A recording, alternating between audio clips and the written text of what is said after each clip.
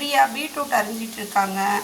அப்படியே எழுந்திருச்சு அடுப்பாண்ட போகிறாங்க. இப்போது அடுப்பாண்ட போனால் இன்றைக்கி அக்கா வந்து இன்றைக்கி 2 பேர் லீவு. காளான் பிரியாணிக்கு வதக்கிட்டு இருக்காங்க. காளான் பிரியாணிக்கு வதக்கி இன்றைக்கி காளான் பிரியாணி ரெடி பண்ண போகிறாங்க. அடுத்து பிரியா அப்படியே அதை வந்து ஓப்பன் பண்ணி காட்டுமா. காளான் பிரியாணி அடுப்பில் வந்து நாட்டுக்கோழி கிரேவி, நாட்டுக்கோழி சிக்கன் கிரேவி.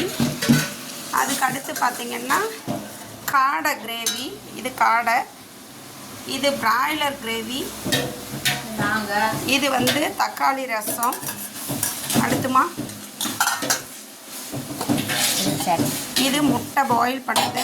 அடுத்து இது வந்து இது என்னதுமா,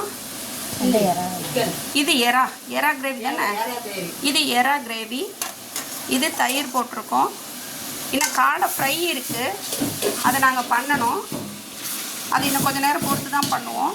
இன்றைக்கி மகா கிச்சனுடைய ஞாயிற்றுக்கிழமை ஸ்பெஷல் காளான் பிரியாணி. இன்றைக்கி 2 பேர் ஞாயிற்றுக்கிழமை லீவ் எடுத்துட்டதுனால அக்கா சக்ஸஸ்ஃபுல்லாக செஞ்சு தரேன்றாங்க.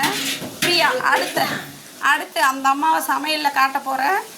அந்த அம்மா சமைச்சு கொடுத்து இன்றைக்கெல்லாம் சாப்பிட போகிறாங்க. நீங்களும் வாங்க சாப்பிடலாம். சொல்லுவோம் வாங்க சாப்பிடலாம்.